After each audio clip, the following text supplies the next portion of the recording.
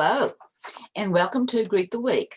I'm Mona Duncan, and I am here with Jan Moray, my co-host, and we're talking today about the obstacle is the way. And Jan says, many people dread the obstacles and roadblocks that comes their way. But what if we were to change our mindset to see those obstacles as opportunities? So, Jan, do you have a collection of obstacles that became opportunities you can share with us? Oh, absolutely. It's I've gotten to the point now where because I know that I can make it through any obstacle that comes my way. I mean, I can't, no matter what happens, I always figure out, how to get through it. It may not be immediate, but I know eventually I'm going to get there. And so it's almost like a challenge now when an obstacle happens. It's like, okay, I know I can get through this, and I know I can make it. And but a lot of people run away from obstacles. And I guess and another thing is that a lot of parents, they try to shelter their children from encountering unfortunate situations or situations that they hadn't planned on. But those obstacles provide such great learning opportunities that I just thought we'd spend a little time to talk about it. And actually, there's a book called The Obstacle is the Way, and I couldn't tell you anything that was in the book, but I remember reading it and liking it. So we'll but I think about what we're all going through right now in our lives. A lot of things that are happening we're not real happy with, and but we're making the best that we can. We're learning from it. We're finding other ways to get together and to stay connected, and just turning something that isn't what you expected and not what you like, but you turn it into something that's good. Like having more Zoom calls with family members instead of being able to get together, to stay in touch with them, or spending more time outdoors, in putzing in the yard. I don't know how many people's yards are looking a whole lot better this year than they've ever looked in the past. And it seems like a lot of people are doing construction jobs at their house. I've seen so many work trucks. I mean, there's always work going on in the neighborhood, it seems like, but this, during these last several months, there's been more activity than normal. And so I think it's great that people are finding ways to get through it and to deal with it instead of wallowing in the misery of it all. Because we could do that. I mean, that is another option. But how do you feel when you do that? When you're complaining about what's not going right and complaining about how you can't do what you used to do, or you can't find things at the store. Well, what does that get you? And how do you feel after it? And so I'd rather feel happy and positive. So I don't want to dwell on those negative things. I like to move forward with with something that'll help me to feel better. Exactly. I agree with you 100% that as we begin, the way we look at things has so much to do with their outcome. Not that we're all that powerful, but we have more power than we realize we do. Absolutely do. Absolutely. And as we can begin think of things as, well, it's not convenient, or it is difficult, but it's doable. It's something that we can get through and be stronger in the long run. Because how do you develop muscle of any kind? That's right. Whether it's an overcoming muscle, whether it is a physical muscle, it's done by exercise and some sweat and maybe some tears even. Right. Oh, certainly tears. I mean, we need those tears. That helps to release the stress. And there's nothing wrong with the tears. Just knowing that you're still going to get there. You can still see the goal, and I'm working towards it. I'm gonna make it. Would you have a specific obstacle that you have overcome that you could share with us? Whether you go into major detail or not. Yeah. Well, there's things that happen that, that aren't the way you want them to be, or you feel like people are conspiring against you or ganging up against you. And, and that's the one thing about once you learn choice theory, that you're choosing your misery. You're choosing to how to respond to the situation. And sometimes it's like, darn it, I just want to wallow in it. I want somebody to do something. I want somebody to do what I want them to do. I want them to change the laws. I want them to do something else. And it's like, okay, that's not going to happen. And that's outside of my control. I can't do anything about that. What can I control?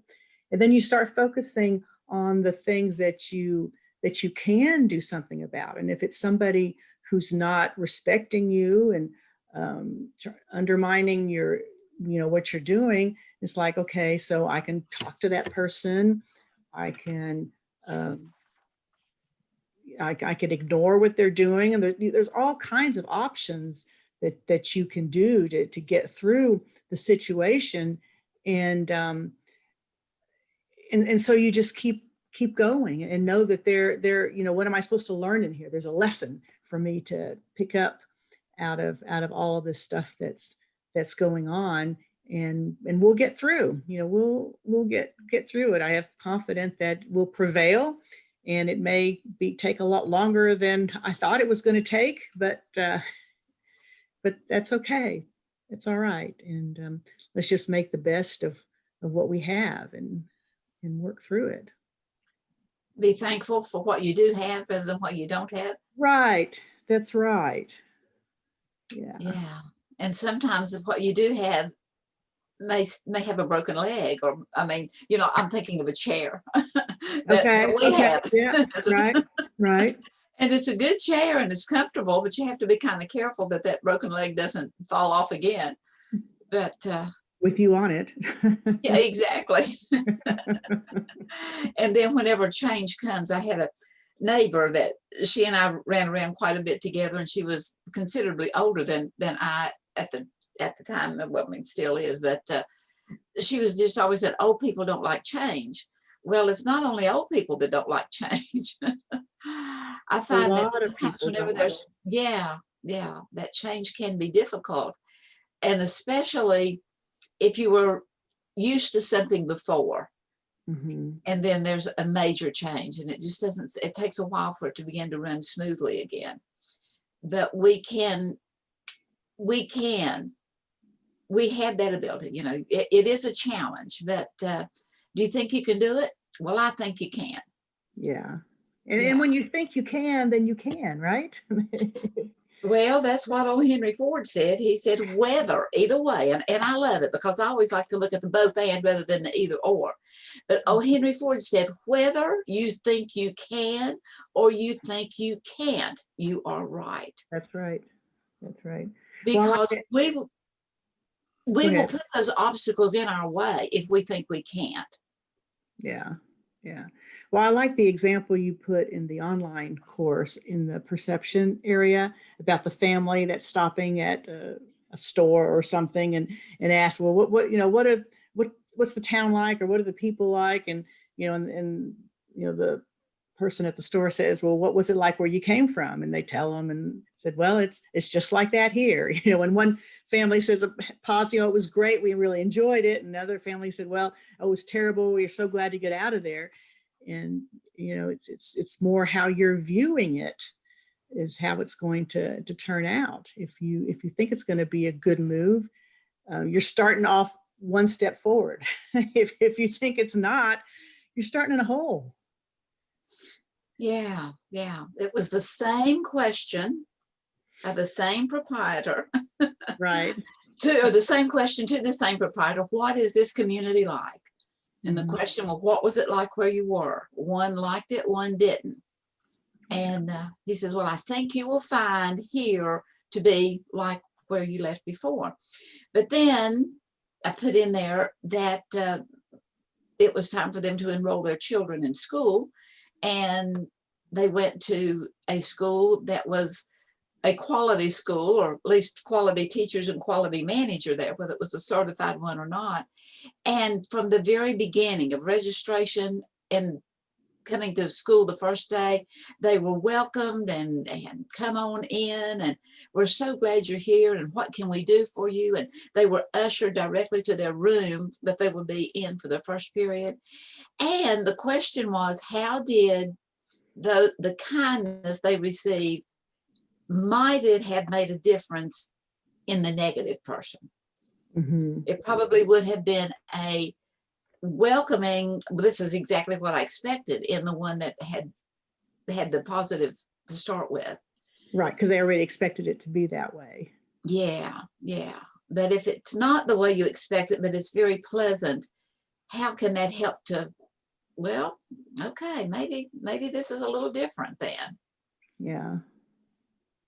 And to be willing to, be blessed and cooperate with those that are kinder and maybe a little bit helpful. Yeah. I mean, going back to, you asked me about an example of an obstacle, and I was, thinking that, when I got divorced from my first husband, after the divorce, I was all alone. I mean, nobody from my family called me to ask me how you doing, how you managing through the first days and stuff like that, which I didn't think anything of it at the time, because I was just, well, you just keep plowing on. These things happen, and we just make the best of what's going on in our lives. And a number of years later, I finally, somebody was saying, "You mean nobody from your family called to find out how you were doing?" And I was like, "No, why should they?" but there was no opportunity for me to commiserate with anybody else and complain about any, about how woe is me, I'm all alone now, and what's my future going to be. I was too busy on thinking about what my future, how to put my future together and how to keep going and start my life over again. Talk about change. It's a big change, and to keep going. And I think sometimes we're so locked into the, people calling and, "Oh, I'm so sorry," and the commiseration and stuff. It's like, well, okay, that's good. You need the time to process that and to go through all that. But after a while, it's like, okay, something has changed in my life. I need to make the best of it, and I keep moving forward. And so it's, these things are going to happen. Not everything. I mean, our quality world pictures don't always materialize. And so we can keep going back and commiserating about how we didn't meet this picture that we had in our head, or we can create a new picture. And while it's easier said than done to create a new picture, when you can't have what you wanted, you can continue to try to get it, but once you get to the point where somebody else has to decide that they want it as well, and they don't, what can you do? So it's, I can keep hitting my head up against the wall, or I can say, okay, what does my new picture look like? And let me figure out what needs to go together there. And maybe it looks similar to the old picture, but maybe it's something completely different. Maybe there's a new opportunity about looking things a different way. Maybe I can move to another city. Maybe I can start a new career, or do all kinds of things, and make things different. Maybe this was what I needed to kind of kick me out of the rut that I was in, and help me to live my life better. And when you're hitting your head up against the wall, how are you hurting yourself in other ways too? Well, correct. Absolutely. Yeah, it's kind of keeping you stuck. I know I had the opportunity to be talking with someone at one time that had kicked her husband out, and was hoping that kicking him out, that he would change his mind and come back, and things would be okay, but it didn't happen. It just did not happen. And she was being with childcare and finances and all that kind of stuff, And in working with what she could do, is realizing, of course, we cannot control anyone else. Well, they may change their mind later, they may not. But in the meantime, and she was still holding on to that hope that Mhm. the fact that we're separated, that, we will get back together.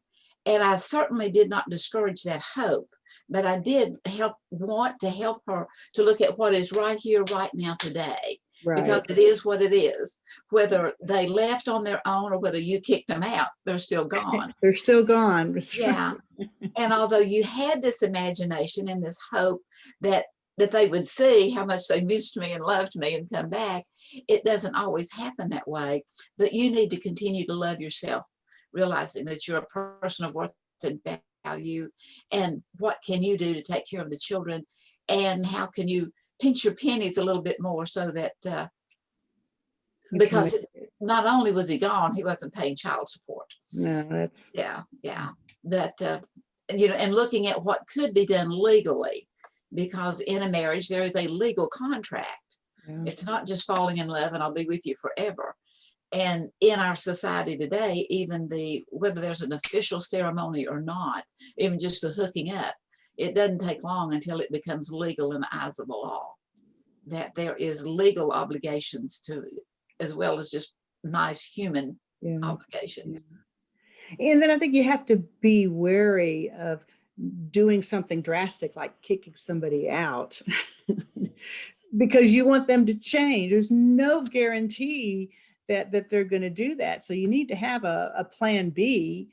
You don't just kick somebody out and expect them that they're going to come back and see the error of their ways, because it doesn't. Sometimes it does, but it doesn't always happen that way. And so you need to be prepared to take steps on your own and to have that support system and to be able to move forward. I mean that's a huge obstacle. I mean, fortunately for me, I had a decent job, so I didn't have to worry about money, whether my ex contributed or not. It wasn't an issue. But for a lot of people it is, and it is a struggle to figure out how to make the ends meet. And And it's realizing that we need to give time. yeah. And I mean, in time, there may be a reckoning, but there may not be. And sometimes whenever a parent or is more amiable with the older children than with the younger children, sometimes it has to do with the fact that the younger ones are too fragile for them. And it's realizing that they will grow. They will grow. That what is going on today, regardless of what it is, it's not going to stay that way forever. Right. Because life is just too changeable. We are too changeable. And it's accepting what it is today doesn't necessarily guarantee that that'll be what it is tomorrow, either the good nor the bad, Right. or the not so good. And it may turn out to be something totally different that you hadn't even thought about. So allow those good things to happen and to come in. I think a lot of times too, you're set on the way it's supposed to be, that you don't see the opportunities that are coming in. And so, yes, we've got that quality world picture of the way it is, but don't make that be the only option. Be open to other things that you might not have considered before, that that really are good, a stopgap measure helping you through, and something that may in the end really be beneficial for you. Yeah. And one of my firm beliefs is that it is what it is, Right. because all the conditions were met for it to be what it is. And sometimes the conditions that were met for it to be what it is was I didn't look far enough down the road. Right. So in looking at it is what it is, but let's put a little relaxing in there and look at that it will be what it will be. And so as we learn to live today and do what we can, always open to more information, whether we are looking for it or whether someone gives it to us in a nah voice, or whether they give it to us in a very pleasant voice, to take the message itself and sort it to see if it's ours or not. Because if someone is yeah to us and we later decide, well, maybe they were right, it still was us that took that. It still belongs to us because we were the one that said, well, maybe they were right. Right. That's tough to do sometimes. And sometimes it's tough to do because then they'll think, oh, well, I fixed you. But no, you didn't. I just decided to see that you were more intelligent than I thought you were. And maybe that can give you a little more esteem for the person instead of a dislike for them. But and what does that dislike do to you? I mean, how does that, I mean, that can hurt you as well if you're carrying all that hatred and dislike inside of you about the other person. I mean, that's just not good, and it keeps you from seeing opportunities and ways to get through it. Exactly. And so it is what it is, but let's give just a little bit of leeway to it that it will be what it will be. Mm-hmm. And with a little more guidance, a little more input, a little more rest, maybe a good meal. What And it some will sleep. be, Yeah, good sleep, a little bit of sleep.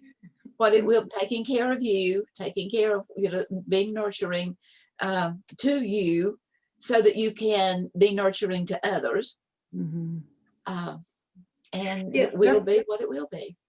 Yeah, and that's important, to not stop taking care of yourself, because you can feel so upset or depressed or angry about something and not take care of yourself, and then you're just not helping yourself when you do that. We need to eat well. We need to sleep, to get our rest. And if we can't go to sleep, we got to figure out ways to calm ourselves down so that we can, because Right. we have to still love ourselves. Yeah.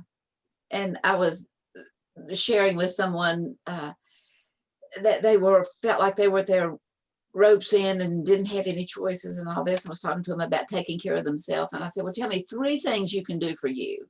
Mm-hmm. Small, big, whatever, 3 things that you'll do to nourish you. And they came up with one, and then thought a while and came up with another one. And they was thinking some more. And I said, well, those 2, they sound pretty nourishing. So, if you can't come up with a third one, 2 is good.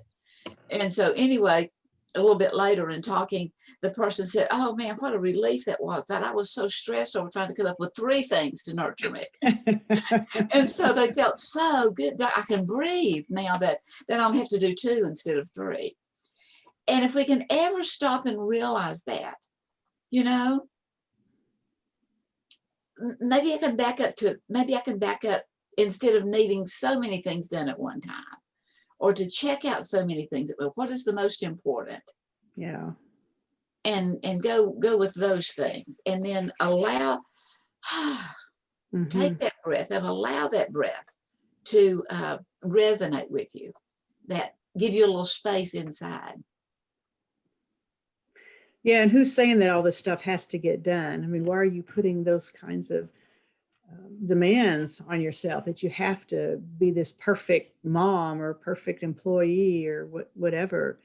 You don't have to. It's okay. If the dishes don't get done today, it's no big deal. They'll be waiting for you tomorrow. Yeah.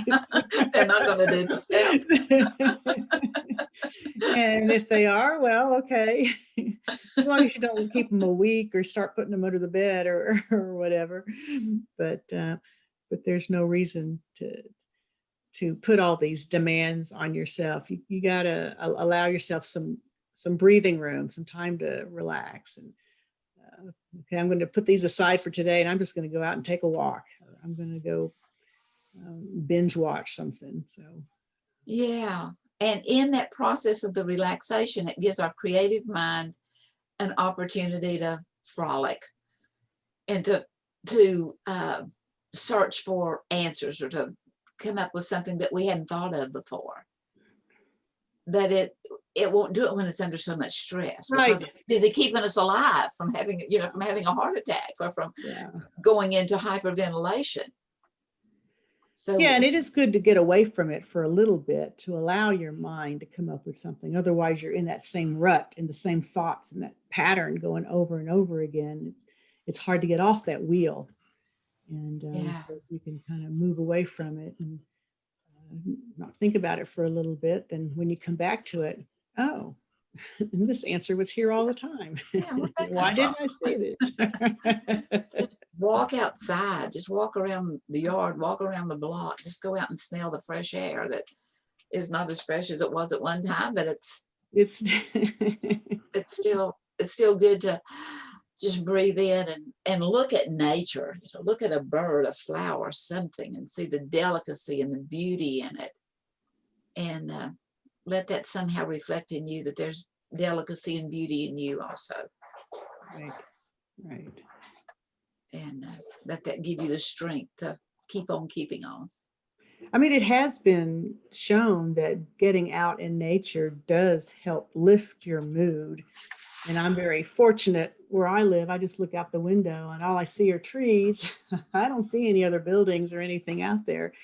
And we've got bird feeders and um, all kinds of animals out this way. And I live in the middle of the city, so it's very refreshing and very relaxing to be able to take some time off to go out and enjoy nature, get out in there. And Right. And realize that you're part of that, right, right.